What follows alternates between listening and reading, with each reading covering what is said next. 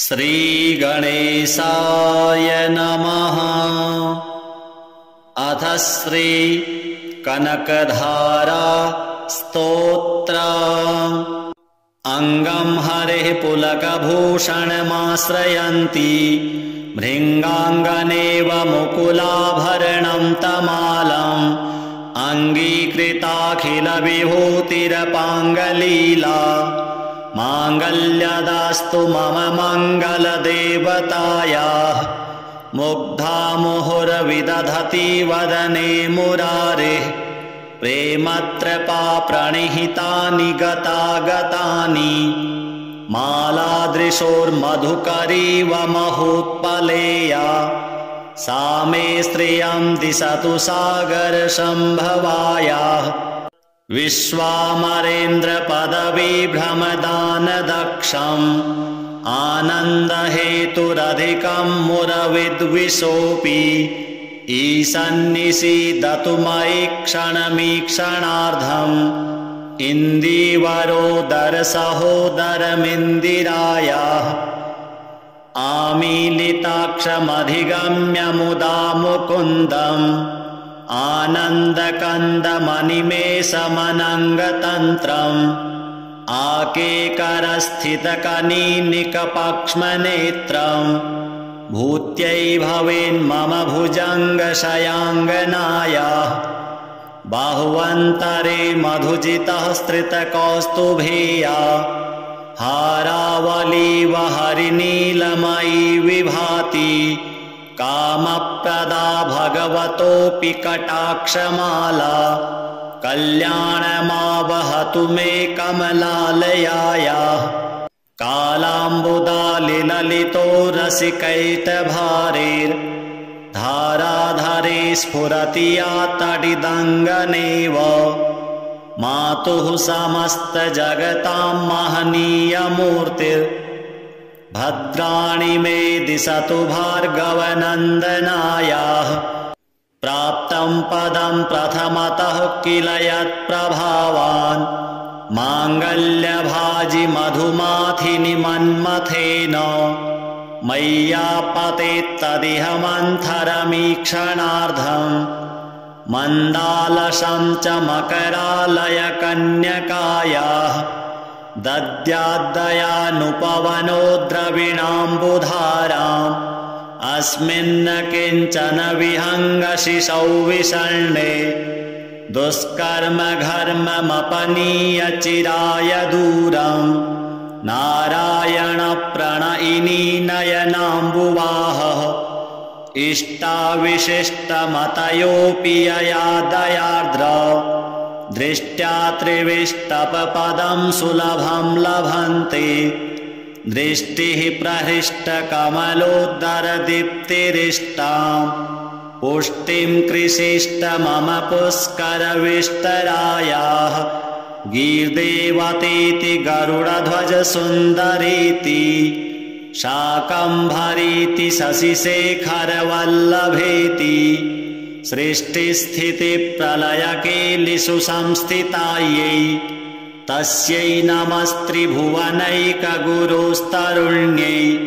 श्रुत्यै नमोऽस्तु शुभकर्मफलप्रसूत्यै रत्यै नमोऽस्तु रमणीयगुणार्णवायै। शक्त्यै नमोऽस्तु शतपत्रनिकेतनायै। पुष्ट्यै नमोऽस्तु पुरुषोत्तमवल्लभायै। नमोऽस्तु नालीकनिभाननायै। नमोऽस्तु दुग्धोदधिजन्मभूत्यै। नमोऽस्तु सोमामृतसोदरायै। नमोऽस्तु नारायणवल्लभायै। सम्पत्कराणि सकलेन्द्रियनन्दनानि साम्राज्यदानविभवानि सरोरुहाक्षि। त्वद्वन्दनानि दुरिताहरणोद्यतानि मामेव मातरनिशं कलयन्तु मन्ये। यत्कटाक्षसमुपासनाविधि सेवकस्य सकलार्थसम्पदः सन्तनोति वचनाङ्गमानसैस्त्वां मुरारिहृदयेश्वरीं भजे सरसिजनिलये सरोजहस्ते धवलतमांशुकगन्धमाल्यशोभे भगवति हरिवल्लभे मनोज्ञे त्रिभुवनभूतिकरि प्रसीद मह्यम् दिग्धस्तिभिः कनककुम्भमुखावसृष्ट स्वरवाहिनी विमलचारुजलप्लुताङ्गी प्रातर्नमामि जगतां जननीमशेष लोकाधिनाथ गृहिणीममृताब्धिपुत्री कमले कमलाक्षवल्लभे त्वं करुणापूरतरङ्गितैरपाङ्गैः अवलोकय मां किञ्चनानां प्रथमं पात्रं कृतिमिं दयायाः स्तुवन्ति ये स्तुतिभिरमोभिरन्वहं त्रयीमयीं त्रिभुवनमातरं रमां गुणाधिका गुरुतरभाग्यभागिनो भवन्ति ते भुवि बुधभाविताशयाः श्रीमहालक्ष्म्यार्पणमस्तु। अङ्गं हरेः पुलकभूषणमाश्रयन्ति भृङ्गाङ्गनेव मुकुलाभरणं तमालम् अङ्गीकृताखिलविभूतिरपाङ्गलीला माङ्गल्यदास्तु मम मङ्गलदेवतायाः मुग्धा मुहुर्विदधति वदने मुरारेः प्रेमत्रपा प्रणिहितानि गतागतानि मालादृशोर्मधुकरीव महोत्पलेया सा मे श्रियं दिशतु सागरसम्भवायाः विश्वामरेन्द्रपदविभ्रमदानदक्षम् आनन्दहेतुरधिकं मुरविद्विषोऽपि ईशन्निषीदतु मयि क्षणमीक्षणार्धम् इन्दीवरोदरसहोदरमिन्दिरायाः आमीलिताक्षमधिगम्य मुदा मुकुन्दम् आनन्दकन्दमनिमेषमनङ्गतन्त्रम् आकेकरस्थितकनीनिकपक्ष्मनेत्रम् भूत्यै भवेन्मम भुजङ्गशयाङ्गनायाः बाहुवन्तरे मधुजितः स्त्रितकौस्तुभेया हारावलीव हरिनीलमयी विभाति कामप्रदा भगवतोऽपि कटाक्षमाला कल्याणमावहतु मे कमलालयायाः कालाम्बुदालिललितो रसिकैटभारेर्धाराधरे स्फुरति या तडिदङ्गनेव मातुः समस्तजगतां महनीयमूर्तिर्भद्राणि मे दिशतु भार्गवनन्दनायाः प्राप्तं पदं प्रथमतः किल यत्प्रभावान् माङ्गल्यभाजि मधुमाथिनि मन्मथेन मय्यापतेत्तदिह मन्थरमीक्षणार्धम् मन्दालसं च मकरालयकन्यकायाः दद्याद्दयानुपवनो द्रविणाम्बुधाराम् अस्मिन्न किञ्चन विहङ्गशिशौ विषण्णे दुष्कर्म घर्ममपनीय चिराय दूरम् नारायण प्रणयिनी नयनाम्बुवाहः इष्टाविशिष्टमतयोऽपि यया दयार्द्र दृष्ट्या त्रिविष्टपपदं सुलभं लभन्ते दृष्टिः प्रहृष्टकमलोदरदीप्तिरिष्टाम् पुष्टिं कृषिष्ट मम पुष्करविष्टरायाः गीर्देवतीति गरुडध्वजसुन्दरीति शाकम्भरीति शशिशेखरवल्लभेति सृष्टिस्थितिप्रलयकेलिषु संस्थितायै तस्यै नमस्त्रिभुवनैकगुरोस्तरुण्यै श्रुत्यै नमोऽस्तु शुभकर्मफलप्रसूत्यै रत्यै नमोऽस्तु रमणीयगुणार्णवायै शक्त्यै नमोऽस्तु शतपत्रनिकेतनायै पुष्ट्यै नमोऽस्तु पुरुषोत्तमवल्लभायै नमोऽस्तु नालीकनिभाननायै नमोऽस्तु दुग्धोदधिजन्मभूत्यै नमोऽस्तु सोमामृतसोदरायै नमोऽस्तु नारायणवल्लभायै सम्पत्कराणि सकलेन्द्रियनन्दनानि साम्राज्यदानविभवानि सरोरुहाक्षि त्वद्वन्दनानि दुरिताहरणोद्यतानि मामेव मातरनिशं कलयन्तु मान्ये यत्कटाक्षसमुपासनाविधि सेवकस्य सकलार्थसम्पदः सन्तनोति वचनाङ्गमानसैस्त्वां मुरारिहृदयेश्वरीं भजे सरसिजनिलये सरोजहस्ते धवलतमांशुकगन्धमाल्यशोभे भगवति हरिवल्लभे मनोज्ञे त्रिभुवनभूतिकरि प्रसीद मह्यम् दिग्धस्तिभिः कनककुम्भमुखावसृष्ट स्वरवाहिनी विमलचारुजलप्लुताङ्गी प्रातर्नमामि जगतां जननीमशेष लोकाधिनाथ गृहिणीममृताब्धिपुत्रीं कमले कमलाक्षवल्लभे त्वं करुणापूरतरङ्गितैरपाङ्गैः अवलोकय मां किञ्चनानां प्रथमं पात्रं कृतिमिं दयायाः स्तुवन्ति ये स्तुतिभिरमोभिरन्वहं त्रयीमयीं त्रिभुवनमातरं रमां गुणाधिका गुरुतरभाग्यभागिनो भवन्ति ते भुवि बुधभाविताशयाः श्रीमहालक्ष्म्यार्पणमस्तु। अङ्गं हरेः पुलकभूषणमाश्रयन्ति भृङ्गाङ्गनेव मुकुलाभरणं तमालम् अङ्गीकृताखिलविभूतिरपाङ्गलीला माङ्गल्यदास्तु मम मङ्गलदेवतायाः मुग्धा मुहुर्विदधति वदने मुरारेः प्रेमत्रपा प्रणिहितानि गतागतानि मालादृशोर्मधुकरीव महोत्पलेया सा मे श्रियं दिशतु सागरसम्भवायाः विश्वामरेन्द्रपदविभ्रमदानदक्षम् आनन्दहेतुरधिकं मुरविद्विषोऽपि ईशन्निषीदतु मयि क्षणमीक्षणार्धम्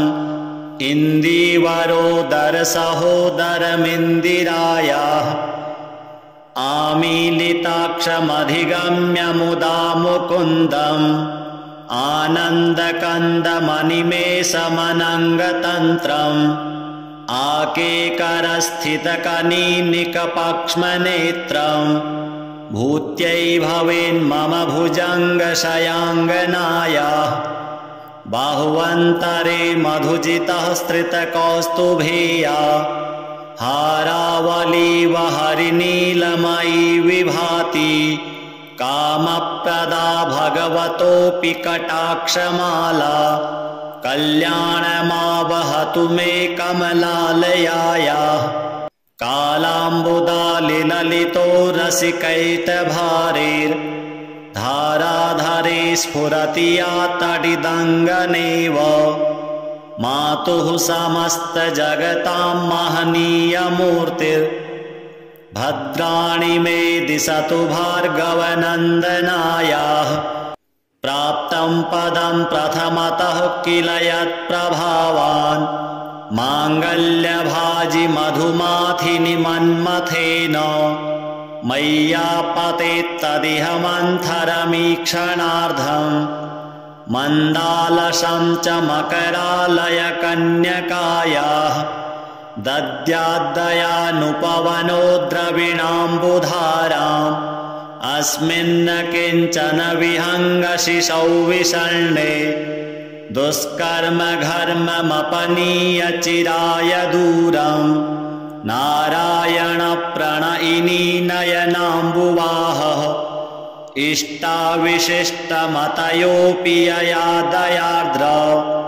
दृष्ट्या त्रिविष्टपपदं सुलभं लभन्ते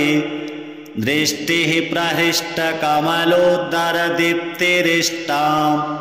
पुष्टिं कृषिष्ट मम पुष्करविष्टरायाः गीर्देवतीति गरुडध्वजसुन्दरीति शाकम्भरीति शशिशेखरवल्लभेति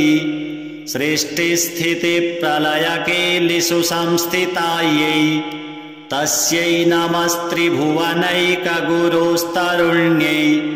श्रुत्यै नमोऽस्तु शुभकर्मफलप्रसूत्यै रत्यै नमोऽस्तु रमणीयगुणार्णवायै शक्त्यै नमोऽस्तु शतपत्रनिकेतनायै पुष्ट्यै नमोऽस्तु पुरुषोत्तमवल्लभायै नमोऽस्तु नालीकनिभाननायै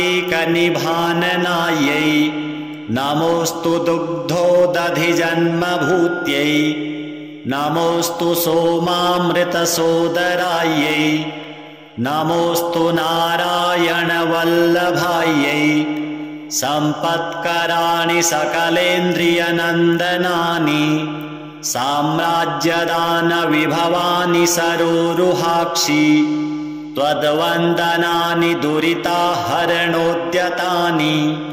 मामेव मातरनिशं कलयन्तु मन्ये यत्कटाक्षसमुपासनाविधि सेवकस्य सकलार्थसम्पदः सन्तनोति वचनाङ्गमानसैस्त्वां मुरारिहृदयेश्वरीं भजे सरसिजनिलये सरोजहस्ते धवलतमांशुकगन्धमाल्यशोभे भगवति हरिवल्लभे मनोज्ञे त्रिभुवनभूतिकरि प्रसीद मह्यम् दिग्धस्तिभिः कनककुम्भमुखावसृष्ट स्वरवाहिनी विमलचारुजलप्लुताङ्गी प्रातर्नमामि जगतां जननीमशेष लोकाधिनाथ गृहिणीममृताब्धिपुत्रीं कमले कमलाक्षवल्लभे त्वं करुणापूरतरङ्गितैरपाङ्गैः अवलोकय मां किञ्चनानां प्रथमं पात्रं कृतिमिं दयायाः स्तुवन्ति ये स्तुतिभिरमोभिरन्वहं त्रयीमयीं त्रिभुवनमातरं रमां गुणाधिका गुरुतरभाग्यभागिनो भवन्ति ते भुवि बुधभाविताशयाः श्रीमहालक्ष्म्यार्पणमस्तु। अङ्गं हरेः पुलकभूषणमाश्रयन्ति भृङ्गाङ्गनेव मुकुलाभरणं तमालम् अङ्गीकृताखिलविभूतिरपाङ्गलीला माङ्गल्यदास्तु मम मङ्गलदेवतायाः मुग्धा मुहुर्विदधति वदने मुरारेः प्रेमत्रपा प्रणिहितानि गतागतानि मालादृशोर्मधुकरीव महोत्पलेया सा मे श्रियं दिशतु सागरसम्भवायाः विश्वामरेन्द्रपदविभ्रमदानदक्षम् आनन्दहेतुरधिकं मुरविद्विषोऽपि ईशन्निषीदतु मयि क्षणमीक्षणार्धम् इन्दीवरोदरसहोदरमिन्दिरायाः आमीलिताक्षमधिगम्य मुदा मुकुन्दम् आनन्दकन्दमनिमेषमनङ्गतन्त्रम् आकेकरस्थितकनीनिकपक्ष्मनेत्रम् भूत्यै भवेन्मम भुजङ्गशयाङ्गनायाः बाहुवन्तरे मधुजितः स्त्रितकौस्तुभेया हारावलीव हरिनीलमयी विभाति कामप्रदा भगवतोऽपि कटाक्षमाला कल्याणमावहतु मे कमलालयायाः कालाम्बुदालिललितो रसिकैतभारेर्धाराधरे स्फुरति या तडिदङ्गनेव मातुः समस्तजगतां महनीयमूर्तिर्भद्राणि मे दिशतु भार्गवनन्दनायाः प्राप्तं पदं प्रथमतः किल यत्प्रभावान् माङ्गल्यभाजि मधुमाथिनि मन्मथेन मय्यापतेत्तदिह मन्थरमीक्षणार्धम् मन्दालशं च मकरालयकन्यकायाः दद्याद्दयानुपवनो द्रविणाम्बुधाराम् अस्मिन्न किञ्चन विहङ्गशिशौ विषण्णे दुष्कर्म घर्ममपनीय चिराय दूरम् नारायणप्रणयिनी नयनाम्बुवाहः इष्टाविशिष्टमतयोऽपि यया दयार्द्र दृष्ट्या त्रिविष्टपपदं सुलभं लभन्ते दृष्टिः प्रहृष्टकमलोद्धरदीप्तिरिष्टाम् पुष्टिं कृषिष्ट मम पुष्करविष्टरायाः गीर्देवतीति गरुडध्वजसुन्दरीति शाकम्भरीति शशिशेखरवल्लभेति सृष्टिस्थितिप्रलयकेलिषु संस्थितायै तस्यै नमस्त्रिभुवनैकगुरुस्तरुण्यै श्रुत्यै नमोऽस्तु शुभकर्मफलप्रसूत्यै रत्यै नमोऽस्तु रमणीयगुणार्णवायै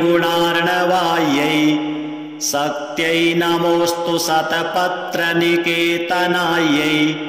पुष्ट्यै नमोऽस्तु पुरुषोत्तमवल्लभायै नमोऽस्तु नालीकनिभाननायै नमोऽस्तु दुग्धोदधिजन्मभूत्यै नमोऽस्तु सोमामृतसोदरायै नमोऽस्तु नारायणवल्लभायै सम्पत्कराणि सकलेन्द्रियनन्दनानि साम्राज्यदानविभवानि सरोरुहाक्षि त्वद्वन्दनानि दुरिताहरणोद्यतानि मामेव मातरनिशं कलयन्तु मन्ये यत्कटाक्षसमुपासना विधि सेवकस्य सकलार्थसम्पदः सन्तनोति वचनाङ्गमानसैस्त्वां मुरारिहृदयेश्वरीं भजे सरसिजनिलये सरोजहस्ते धवलतमांशुकगन्धमाल्यशोभे भगवति हरिवल्लभे मनोज्ञे त्रिभुवनभूतिकरि प्रसीद मह्यम् दिग्धस्तिभिः कनककुम्भमुखावसृष्ट स्वरवाहिनी विमलचारुजलप्लुताङ्गी प्रातर्नमामि जगतां जननीमशेष लोकाधिनाथ गृहिणीममृताब्धिपुत्री कमले कमलाक्षवल्लभे त्वं करुणापूरतरङ्गितैरपाङ्गैः अवलोकय माम किञ्चनानां प्रथमं पात्रं कृतिमिं दयायाः स्तुवन्ति ये स्तुतिभिरमोभिरन्वहं त्रयीमयीं त्रिभुवनमातरं रमां गुणाधिका गुरुतरभाग्यभागिनो भवन्ति ते भुवि बुधभाविताशयाः श्रीमहालक्ष्म्यार्पणमस्तु। अङ्गं हरेः पुलकभूषणमाश्रयन्ति भृङ्गाङ्गनेव मुकुलाभरणं तमालम् अङ्गीकृताखिलविभूतिरपाङ्गलीला माङ्गल्यदास्तु मम मङ्गलदेवतायाः मुग्धा मुहुर्विदधति वदने मुरारेः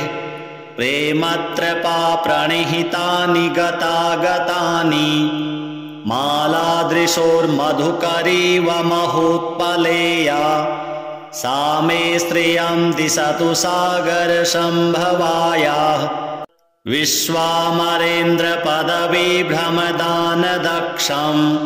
आनन्दहेतुरधिकं मुरविद्विषोऽपि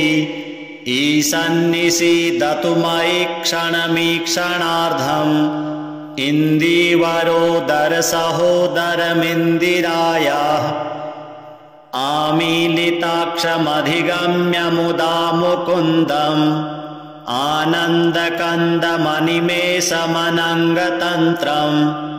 आकेकरस्थितकनीनिकपक्ष्मनेत्रम् भूत्यै भवेन्मम भुजङ्गशयाङ्गनायाः बाहुवन्तरे मधुजितः स्त्रितकौस्तुभेया हारावलीव हरिनीलमयी विभाति कामप्रदा भगवतोऽपि कटाक्षमाला कल्याणमावहतु मे कमलालयायाः कालाम्बुदालिललितो रसिकैतभारेर्धाराधरे स्फुरति या तडिदङ्गनेव मातुः समस्तजगतां महनीयमूर्तिर्भद्राणि मे दिशतु भार्गवनन्दनायाः प्राप्तं पदं प्रथमतः किल यत्प्रभावान् माङ्गल्यभाजि मधुमाथिनि मन्मथेन मय्यापतेत्तदिह मन्थरमीक्षणार्धम्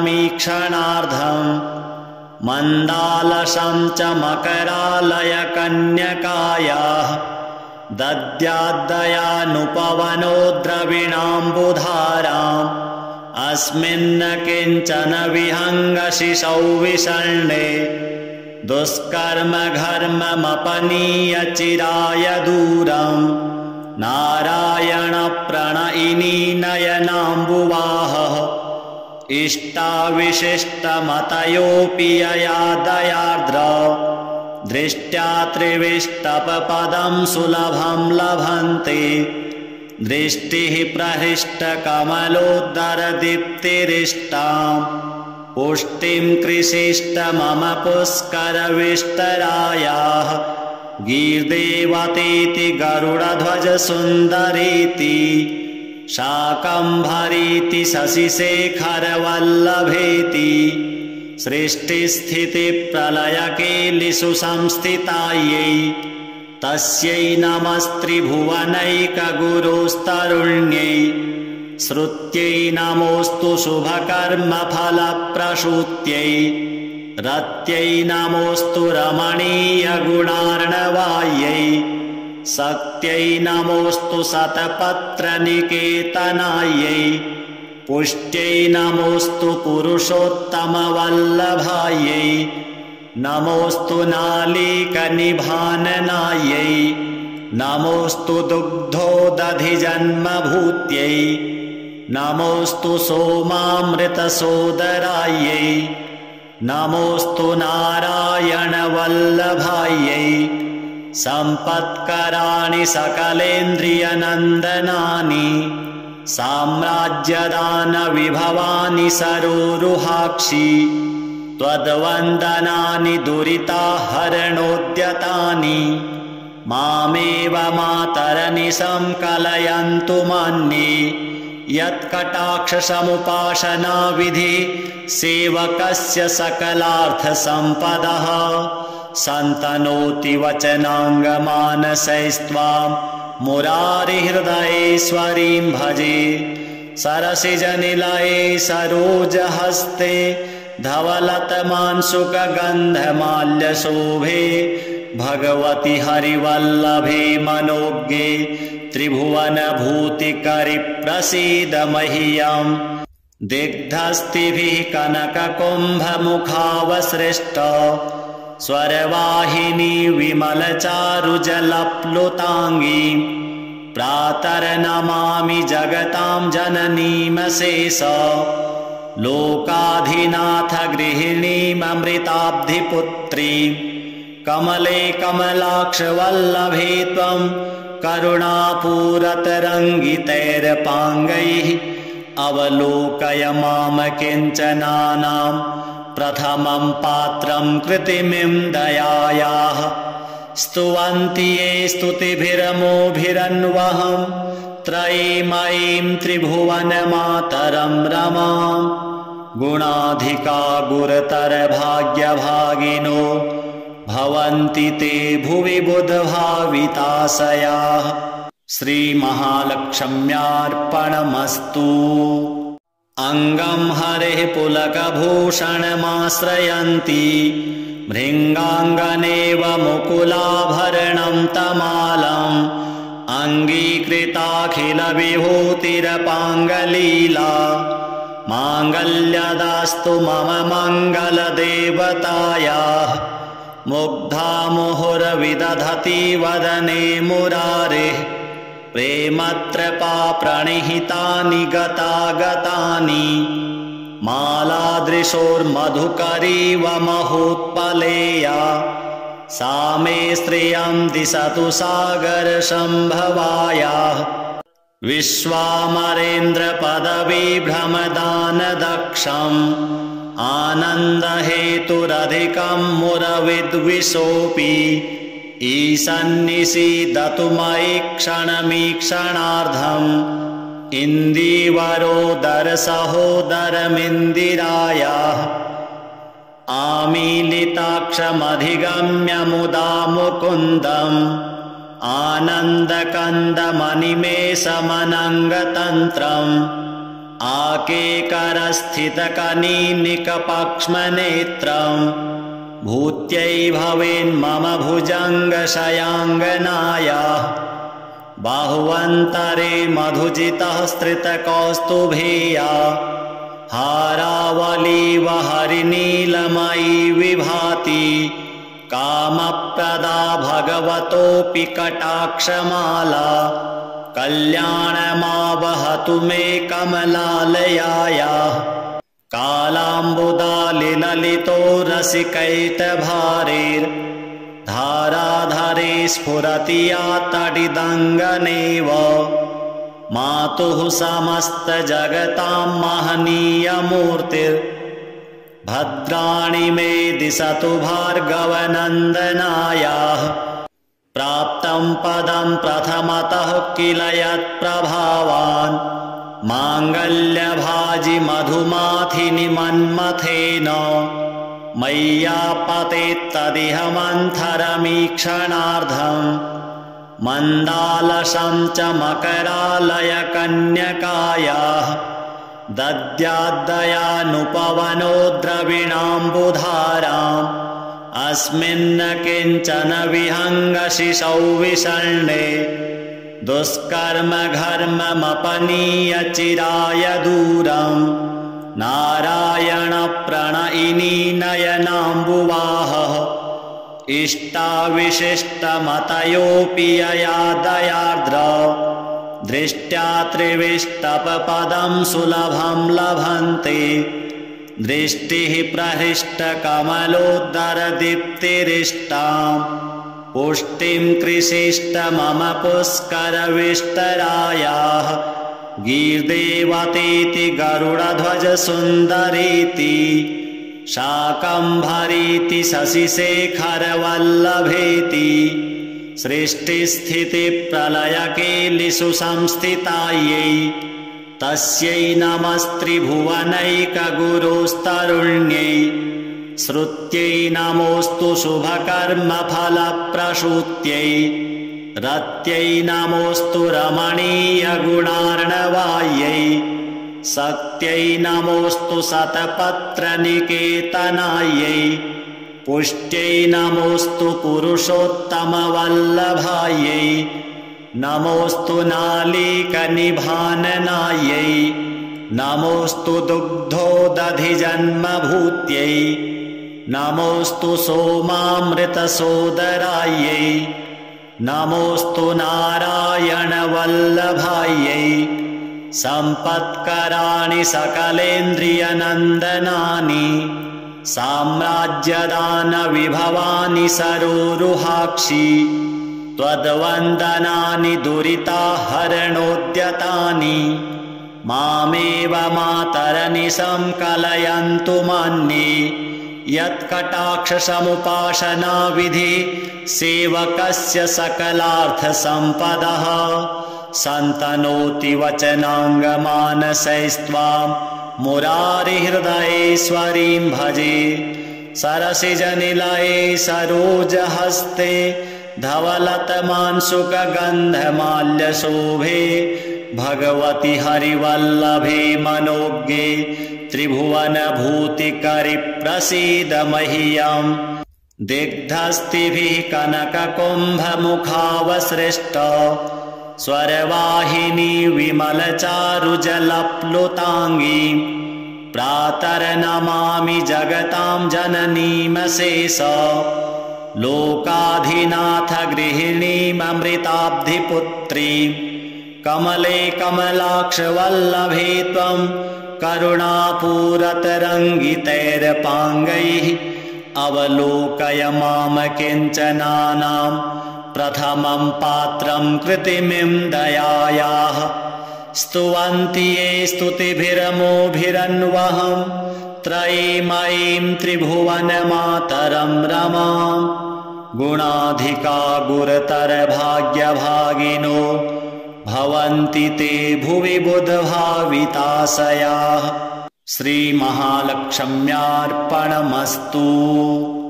अङ्गं हरेः पुलकभूषणमाश्रयन्ति भृङ्गाङ्गनेव मुकुलाभरणं तमालम्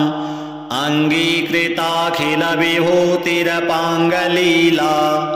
माङ्गल्यदास्तु मम मङ्गलदेवतायाः मुग्धा मुहुर्विदधति वदने मुरारेः प्रेमत्रपा प्रणिहितानि गतागतानि मालादृशोर्मधुकरीव महोत्पलेया सा मे श्रियं दिशतु सागरसम्भवायाः विश्वामरेन्द्रपदवीभ्रमदानदक्षम् आनन्दहेतुरधिकं मुरविद्विषोऽपि ईशन्निषीदतु मयि क्षणमीक्षणार्धम् इन्दीवरोदरसहोदरमिन्दिरायाः आमीलिताक्षमधिगम्य मुदा मुकुन्दम् आनन्दकन्दमनिमेषमनङ्गतन्त्रम् आकेकरस्थितकनीनिकपक्ष्मनेत्रम् भूत्यै भवेन्मम भुजङ्गशयाङ्गनायाः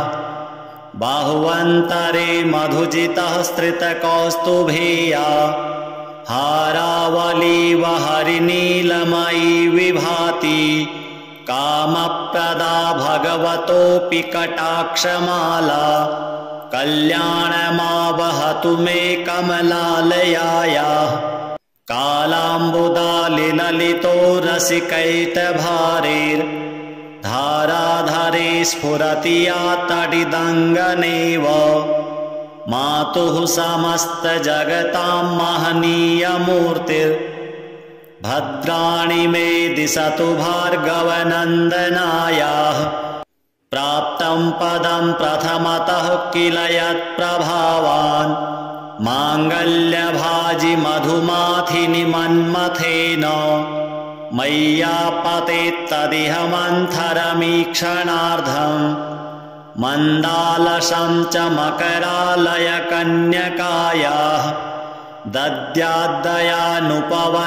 द्रविणाम्बुधाराम् अस्मिन् किञ्चन विहङ्गशिशौ विषण्णे दुष्कर्मघर्ममपनीय चिराय दूरम् नारायणप्रणयिनी नयनाम्बुवाहः इष्टाविशिष्टमतयोऽपि यया दयार्द्र दृष्ट्या त्रिविष्टपपदं सुलभं लभन्ते दृष्टिः प्रहृष्टकमलोदरदीप्तिरिष्टां पुष्टिं कृषिष्ट मम पुष्करविष्टरायाः गीर्देवतीति गरुडध्वजसुन्दरीति शाकम्भरीति शशिशेखरवल्लभेति सृष्टिस्थितिप्रलयकेलिषु संस्थितायै तस्यै नमस्त्रिभुवनैकगुरुस्तरुण्यै श्रुत्यै नमोऽस्तु शुभकर्मफलप्रसूत्यै रत्यै नमोऽस्तु रमणीयगुणार्णवायै शक्त्यै नमोऽस्तु शतपत्रनिकेतनायै पुष्ट्यै नमोऽस्तु पुरुषोत्तमवल्लभायै नमोऽस्तु नालीकनिभाननायै नमोऽस्तु दुग्धोदधिजन्मभूत्यै नमोऽस्तु सोमामृतसोदरायै नमोऽस्तु नारायणवल्लभायै सम्पत्कराणि सकलेन्द्रियनन्दनानि साम्राज्यदानविभवानि सरोरुहाक्षि त्वद्वन्दनानि दुरिताहरणोद्यतानि मामेव मातरनिशं कलयन्तु मन्ये यत्कटाक्षसमुपासनाविधि सेवकस्य सकलार्थसम्पदः सन्तनोति वचनाङ्गमानसैस्त्वां मुरारिहृदयेश्वरीं भजे सरसिजनिलये सरोजहस्ते धवलतमांशुकगन्धमाल्यशोभे भगवति हरिवल्लभे मनोज्ञे त्रिभुवनभूतिकरि प्रसीद मह्यम्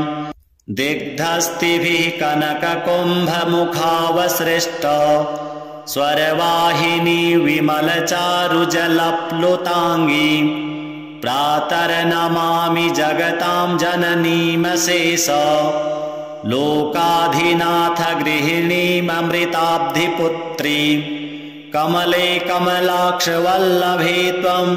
करुणापूरतरङ्गितैरपाङ्गैः अवलोकय माम किञ्चनानां प्रथमं पात्रं कृतिमिं दयायाः स्तुवन्ति ये स्तुतिभिरमोभिरन्वहं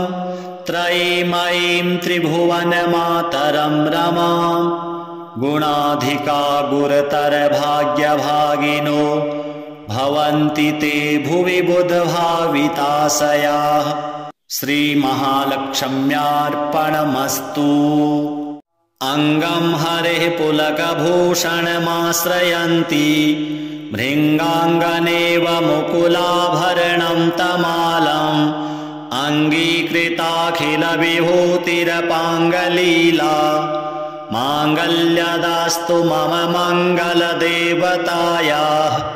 मुग्धा मुहुर्विदधति वदने मुरारेः प्रेमत्रपा प्रणिहितानि गतागतानि मालादृशोर्मधुकरीव महोत्पलेया सा मे श्रियं दिशतु सागरसम्भवायाः विश्वामरेन्द्रपदवीभ्रमदानदक्षम् आनन्दहेतुरधिकं मुरविद्विषोऽपि ईशन्निषीदतु मयि क्षणमीक्षणार्धम् इन्दीवरोदरसहोदरमिन्दिरायाः आमीलिताक्षमधिगम्य मुदा मुकुन्दम् आनन्दकन्दमनिमेषमनङ्गतन्त्रम् आकेकरस्थितकनीनिकपक्ष्मनेत्रम् भूत्यै भवेन्मम भुजङ्गशयाङ्गनायाः बाहुवन्तरे मधुजितः स्त्रितकौस्तुभेया हारावलीव हरिनीलमयी विभाति कामप्रदा भगवतोऽपि कटाक्षमाला कल्याणमावहतु मे कमलालयायाः कालाम्बुदालिललितो रसिकैतभारेर्धाराधरे स्फुरति या तडिदङ्गनेव मातुः समस्तजगतां महनीयमूर्तिर् भद्राणि मे दिशतु भार्गवनन्दनायाः प्राप्तं पदं प्रथमतः किल यत्प्रभावान् माङ्गल्यभाजि मधुमाथिनि मन्मथेन मय्यापतेत्तदिह मन्थरमीक्षणार्धम् मन्दालसं च मकरालयकन्यकायाः दद्याद्दयानुपवनो द्रविणाम्बुधाराम् अस्मिन्न किञ्चन विहङ्गशिशौ विषण्णे दुष्कर्म घर्ममपनीय चिराय दूरम् नारायण प्रणयिनी नयनाम्बुवाहः इष्टाविशिष्टमतयोऽपि यया दयार्द्र दृष्ट्या त्रिविष्टपपदं सुलभं लभन्ते दृष्टिः प्रहृष्टकमलोदरदीप्तिरिष्टाम् पुष्टिं कृषिष्ट मम पुष्करविष्टरायाः गीर्देवतीति गरुडध्वजसुन्दरीति शाकम्भरीति शशिशेखरवल्लभेति सृष्टिस्थितिप्रलयकेलिषु संस्थितायै तस्यै नमस्त्रिभुवनैकगुरुस्तरुण्यै श्रुत्यै नमोऽस्तु शुभकर्मफलप्रसूत्यै रत्यै नमोऽस्तु रमणीयगुणार्णवायै शक्त्यै नमोऽस्तु शतपत्रनिकेतनायै पुष्ट्यै नमोऽस्तु पुरुषोत्तमवल्लभायै नमोऽस्तु नालीकनिभाननायै नमोऽस्तु दुग्धोदधिजन्मभूत्यै नमोऽस्तु सोमामृतसोदरायै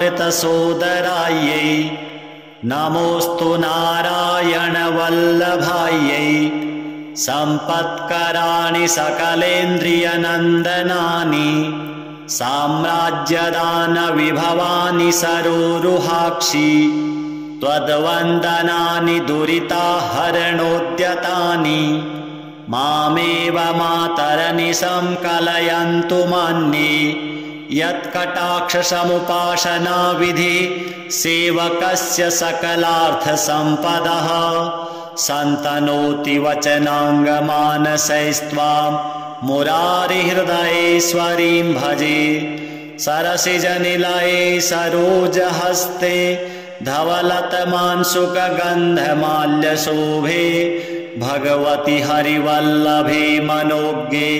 त्रिभुवनभूतिकरि प्रसीद मह्यम् दिग्धस्तिभिः कनककुम्भमुखावसृष्ट स्वरवाहिनी विमलचारुजलप्लुताङ्गी प्रातर्नमामि जगतां जननीमशेष लोकाधिनाथ गृहिणीममृताब्धिपुत्री कमले कमलाक्षवल्लभे त्वं करुणापूरतरङ्गितैरपाङ्गैः अवलोकय माम किञ्चनानां प्रथमं पात्रं कृतिमिं दयायाः स्तुवन्ति ये स्तुतिभिरमोभिरन्वहं त्रयीमयीं त्रिभुवनमातरं रमां गुणाधिका गुरुतरभाग्यभागिनो भवन्ति ते भुवि बुधभाविताशयाः श्रीमहालक्ष्म्यार्पणमस्तु। अङ्गं हरेः पुलकभूषणमाश्रयन्ति भृङ्गाङ्गनेव मुकुलाभरणं तमालम् अङ्गीकृताखिलविभूतिरपाङ्गलीला माङ्गल्यदास्तु मम मङ्गलदेवतायाः मुग्धा मुहुर्विदधति वदने मुरारेः प्रेमत्रपा प्रणिहितानि गतागतानि मालादृशोर्मधुकरीव महोत्पलेया सा मे श्रियं दिशतु सागरसम्भवायाः विश्वामरेन्द्रपदवीभ्रमदानदक्षम् आनन्दहेतुरधिकं मुरविद्विषोऽपि ईशन्निषीदतु मयि क्षणमीक्षणार्धम् इन्दीवरोदरसहोदरमिन्दिरायाः आमीलिताक्षमधिगम्य मुदा मुकुन्दम् आनन्दकन्दमनिमेषमनङ्गतन्त्रम् आकेकरस्थितकनीनिकपक्ष्मनेत्रम् भूत्यै भवेन्मम भुजङ्गशयाङ्गनायाः बाहुवन्तरे मधुजितः स्त्रितकौस्तुभेया हारावलीव हरिनीलमयी विभाति कामप्रदा भगवतोऽपि कटाक्षमाला कल्याणमावहतु मे कमलालयायाः कालाम्बुदालिललितो रसिकैतभारेर्धाराधरे स्फुरति या तडिदङ्गनेव मातुः समस्तजगतां महनीयमूर्तिर्भद्राणि मे दिशतु भार्गवनन्दनायाः प्राप्तं पदं प्रथमतः किल यत्प्रभावान् माङ्गल्यभाजि मधुमाथिनि मन्मथेन मय्यापतेत्तदिह मन्थरमीक्षणार्धम् मन्दालसं च मकरालयकन्यकायाः दद्याद्दयानुपवनो द्रविणाम्बुधाराम् अस्मिन्न किञ्चन विहङ्गशिशौ विषण्णे दुष्कर्मघर्ममपनीय चिराय दूरम् नारायणप्रणयिनी नयनाम्बुवाहः इष्टाविशिष्टमतयोऽपि यया दयार्द्र दृष्ट्या त्रिविष्टपपदं सुलभं लभन्ते दृष्टिः प्रहृष्टकमलोदरदीप्तिरिष्टां पुष्टिं कृषिष्ट मम पुष्करविष्टरायाः गीर्देवतीति गरुडध्वजसुन्दरीति शाकम्भरीति शशिशेखरवल्लभेति सृष्टिस्थितिप्रलयकेलिषु संस्थितायै तस्यै नमस्त्रिभुवनैकगुरुस्तरुण्यै श्रुत्यै नमोऽस्तु शुभकर्मफलप्रसूत्यै रत्यै नमोऽस्तु रमणीयगुणार्णवायै शक्त्यै नमोऽस्तु शतपत्रनिकेतनायै पुष्ट्यै नमोऽस्तु पुरुषोत्तमवल्लभायै नमोऽस्तु नालीकनिभाननायै नमोऽस्तु दुग्धोदधिजन्मभूत्यै नमोऽस्तु सोमामृतसोदरायै नमोऽस्तु नारायणवल्लभायै सम्पत्कराणि सकलेन्द्रियनन्दनानि साम्राज्यदानविभवानि सरोरुहाक्षि त्वद्वन्दनानि दुरिताहरणोद्यतानि मामेव मातरनिशं कलयन्तु मन्ये यत्कटाक्षसमुपासना विधि सेवकस्य सकलार्थसम्पदः सन्तनोति वचनाङ्गमानसैस्त्वां मुरारिहृदयेश्वरीं भजे सरसिजनिलये सरोजहस्ते धवलतमांशुकगन्धमाल्यशोभे भगवति हरिवल्लभे मनोज्ञे त्रिभुवनभूतिकरि प्रसीद मह्यम् दिग्धस्तिभिः कनककुम्भमुखावसृष्ट स्वरवाहिनी विमलचारुजलप्लुताङ्गी प्रातर्नमामि जगतां जननीमशेष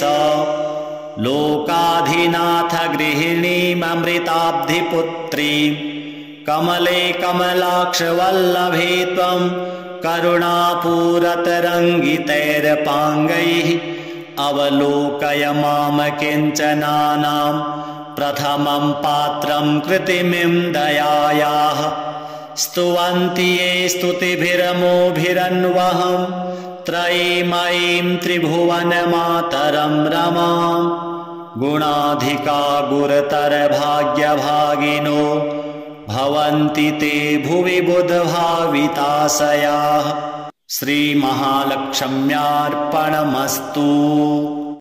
अङ्गं हरेः पुलकभूषणमाश्रयन्ति भृङ्गाङ्गनेव मुकुलाभरणं तमालम् अङ्गीकृताखिलविभूतिरपाङ्गलीला माङ्गल्यदास्तु मम मङ्गलदेवतायाः। मुग्धा मुहुर्विदधति वदने मुरारेः प्रेमत्रपा प्रणिहितानि गतागतानि मालादृशोर्मधुकरीव महोत्पलेया सा मे श्रियं दिशतु सागरसम्भवायाः। विश्वामरेन्द्रपदवीभ्रमदानदक्षम् आनन्दहेतुरधिकं मुरविद्विषोऽपि ईशन्निषीदतु मयि क्षणमीक्षणार्धम् इन्दीवरोदरसहोदरमिन्दिरायाः। आमीलिताक्षमधिगम्य मुदा मुकुन्दम् आनन्दकन्दमनिमेषमनङ्गतन्त्रम् आकेकरस्थितकनीनिकपक्ष्मनेत्रम् भूत्यै भवेन्मम भुजङ्गशयाङ्गनायाः। बाहुवन्तरे मधुजितः स्त्रितकौस्तुभेया हारावलीव हरिनीलमयी विभाति कामप्रदा भगवतोऽपि कटाक्षमाला कल्याणमावहतु मे कमलालयायाः। कालाम्बुदालिललितो रसिकैतभारेर्धाराधरे स्फुरति या तडिदङ्गनेव मातुः समस्तजगतां महनीयमूर्तिर्भद्राणि मे दिशतु भार्गवनन्दनायाः। प्राप्तं पदं प्रथमतः किल यत्प्रभावान् माङ्गल्यभाजि मधुमाथिनि मन्मथेन मय्यापतेत्तदिह मन्थरमीक्षणार्धम् मन्दालसं च मकरालयकन्यकायाः। दद्याद्दयानुपवनो द्रविणाम्बुधाराम् अस्मिन् किञ्चन विहङ्गशिशौ विषण्णे दुष्कर्मघर्ममपनीय चिराय दूरम् नारायणप्रणयिनी नयनाम्बुवाहः। इष्टाविशिष्टमतयोऽपि यया दयार्द्र दृष्ट्या त्रिविष्टपपदं सुलभं लभन्ते। दृष्टिः प्रहृष्टकमलोदरदीप्तिरिष्टां पुष्टिं कृषिष्ट मम पुष्करविष्टरायाः। गीर्देवतीति गरुडध्वजसुन्दरीति शाकम्भरीति शशिशेखरवल्लभेति सृष्टिस्थितिप्रलयकेलिषु संस्थितायै तस्यै नमस्त्रिभुवनैकगुरुस्तरुण्यै। श्रुत्यै नमोऽस्तु शुभकर्मफलप्रसूत्यै रत्यै नमोऽस्तु रमणीयगुणार्णवायै। शक्त्यै नमोऽस्तु शतपत्रनिकेतनायै। पुष्ट्यै नमोऽस्तु पुरुषोत्तमवल्लभायै। नमोऽस्तु नालीकनिभाननायै। नमोऽस्तु दुग्धोदधिजन्मभूत्यै। नमोऽस्तु सोमामृतसोदरायै। नमोऽस्तु नारायणवल्लभायै। सम्पत्कराणि सकलेन्द्रियनन्दनानि साम्राज्यदानविभवानि सरोरुहाक्षि त्वद्वन्दनानि दुरिताहरणोद्यतानि मामेव मातरनिशं कलयन्तु मन्ये। यत्कटाक्षसमुपासनाविधि सेवकस्य सकलार्थसम्पदः सन्तनोति वचनाङ्गमानसैस्त्वां मुरारिहृदयेश्वरीं भजे। सरसिजनिलये सरोजहस्ते धवलतमांशुकगन्धमाल्यशोभे भगवति हरिवल्लभे मनोज्ञे त्रिभुवनभूतिकरि प्रसीद मह्यम् दिग्धस्तिभिः कनककुम्भमुखावसृष्ट स्वरवाहिनी विमलचारुजलप्लुताङ्गी प्रातर्नमामि जगतां जननीमशेष लोकाधिनाथ गृहिणीममृताब्धिपुत्री कमले कमलाक्षवल्लभे त्वं करुणापूरतरङ्गितैरपाङ्गैः अवलोकय माम किञ्चनानां प्रथमं पात्रं कृतिमिं दयायाः स्तुवन्ति ये स्तुतिभिरमोभिरन्वहं त्रयीमयीं त्रिभुवनमातरं रमां गुणाधिका गुरुतरभाग्यभागिनो भवन्ति ते भुवि बुधभाविताशयाः श्रीमहालक्ष्म्यार्पणमस्तु। अङ्गं हरेः पुलकभूषणमाश्रयन्ति भृङ्गाङ्गनेव मुकुलाभरणं तमालम् अङ्गीकृताखिलविभूतिरपाङ्गलीला माङ्गल्यदास्तु मम मङ्गलदेवतायाः मुग्धा मुहुर्विदधति वदने मुरारेः प्रेमत्रपा प्रणिहितानि गतागतानि मालादृशोर्मधुकरीव महोत्पलेया सा मे श्रियं दिशतु सागरसम्भवायाः विश्वामरेन्द्रपदवीभ्रमदानदक्षम्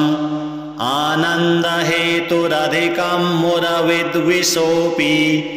ईशन्निषीदतु मयि क्षणमीक्षणार्धम् इन्दीवरोदरसहोदरमिन्दिरायाः आमीलिताक्षमधिगम्य मुदा मुकुन्दम् आनन्दकन्दमनिमेषमनङ्गतन्त्रम् आकेकरस्थितकनीनिकपक्ष्मनेत्रम् भूत्यै भवेन्मम भुजङ्गशयाङ्गनायाः बाहुवन्तरे मधुजितः स्त्रितकौस्तुभेया हारावलीव हरिनीलमयी विभाति कामप्रदा भगवतोऽपि कटाक्षमाला कल्याणमावहतु मे कमलालयायाः कालाम्बुदालिललितो रसिकैटभारेर्धाराधरे स्फुरति या तडिदङ्गनेव मातुः समस्तजगतां महनीयमूर्तिर्भद्राणि मे दिशतु भार्गवनन्दनायाः प्राप्तं पदं प्रथमतः किल यत्प्रभावान् माङ्गल्यभाजि मधुमाथिनि मन्मथेन मय्यापतेत्तदिह मन्थरमीक्षणार्धम् मन्दालसं च मकरालयकन्यकायाः दद्याद्दयानुपवनो द्रविणाम्बुधाराम्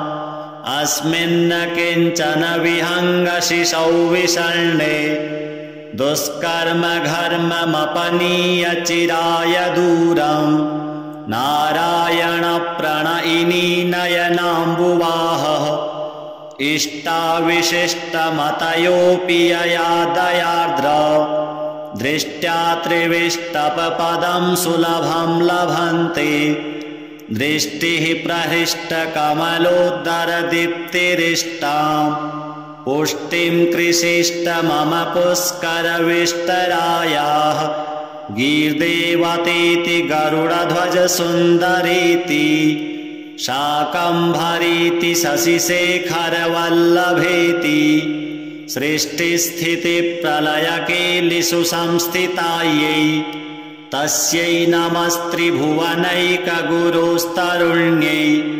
श्रुत्यै नमोऽस्तु शुभकर्मफलप्रसूत्यै रत्यै नमोऽस्तु रमणीयगुणार्णवायै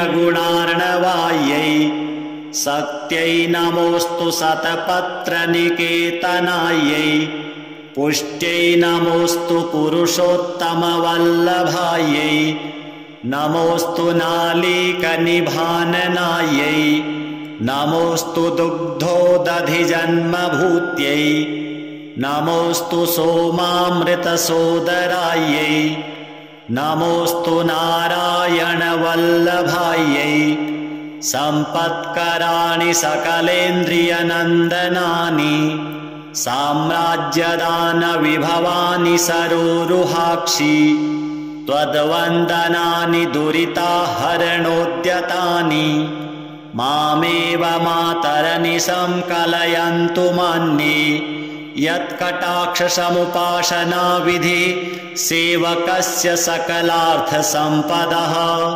सन्तनोति वचनाङ्गमानसैस्त्वां मुरारिहृदयेश्वरीं भजे सरसिजनिलये सरोजहस्ते धवलतमांशुकगन्धमाल्यशोभे भगवति हरिवल्लभे मनोज्ञे त्रिभुवनभूतिकरि प्रसीद मह्यम् दिग्धस्तिभिः कनककुम्भमुखावसृष्ट स्वरवाहिनी विमलचारुजलप्लुताङ्गी प्रातर्नमामि जगतां जननीमशेष लोकाधिनाथ गृहिणीममृताब्धिपुत्रीं कमले कमलाक्षवल्लभे त्वं करुणापूरतरङ्गितैरपाङ्गैः अवलोकय माम किञ्चनानां प्रथमं पात्रं कृतिमिं दयायाः स्तुवन्ति ये स्तुतिभिरमोभिरन्वहं त्रयीमयीं त्रिभुवनमातरं रमां गुणाधिका गुरुतरभाग्यभागिनो भवन्ति ते भुवि बुधभाविताशयाः श्रीमहालक्ष्म्यार्पणमस्तु।